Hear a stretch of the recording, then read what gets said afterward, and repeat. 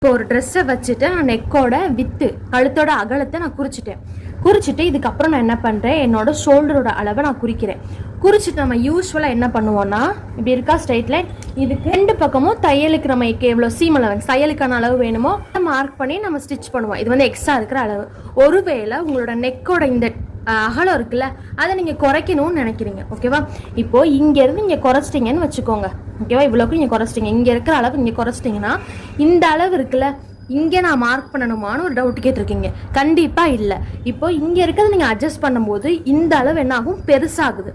அப்போ நம்ம என்ன பண்ணணும்னா, நீங்கள் உங்களுக்கு எந்த இடத்துல நெக்கோட டெப்த்து வேணுமோ அதுக்கப்புறமா உங்களுக்கு ஷோல்டர் எவ்வளோ வேணும் அப்படிங்கிறத இந்த இடத்துல மார்க் பண்ணணும், ஓகேவா? அப்போ இது நான் இனிமேல் எடுக்கக்கூடாது, இதை தான் எடுத்துக்கணும். இப்போ இதுதான் என்னோட ரெடி அளவு. இதுக்கப்புறமா மேலே தையலுக்கு வச்சு சைடில் வச்சு நான் மார்க் பண்ணணும்.